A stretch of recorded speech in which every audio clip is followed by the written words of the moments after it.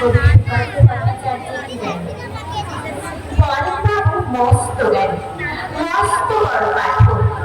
পড়েন তিনি দিনরাত্রি গল্প এবং নাটক, কবিতার উপন্যাসের বেজায় তিনি ভক্ত।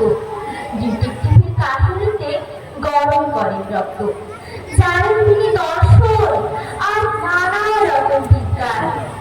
জ্যোতিষশাস্ত্র জানেন তিনি, তাই তো আছে বিজ্ঞান। ইতিহাসের ভূগোলেতে বেজায় তিনি দক্ষ।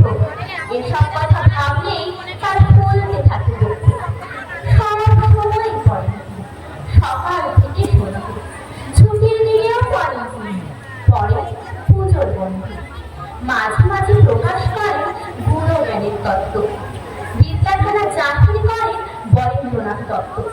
হঠাৎ ঢুকে রান্নাঘরে বলেন, এসব কি রে?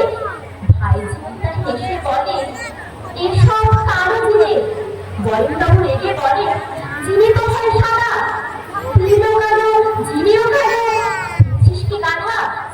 রান্না করার সময় কেবল 20,000 লঙ্কা। হচ্ছে আমার সম্মান। হঠাৎ ছোট্ট খোকাটাকে কাঁদতে দেখে দত্ত ফোনের বিরাট বইয়ের পাতা নামটি মনোজ দত্ত। বলেন বাবু হয়ে গেলেন সারা, বুঝলেন না কেন খোকা মাথায় করেছে পাড়া। হঠাৎ এসে ভাইছে গীতা দুধের বাটি নিয়ে খাইয়ে দিয়ে 5 মিনিটে বিরোধী বাড়ি। বলরাম ভাবেন খোকার কেমন বড় ধারা, 5 ঘন্টা চেঁচামেচি 5 মিনিটে ইশারা।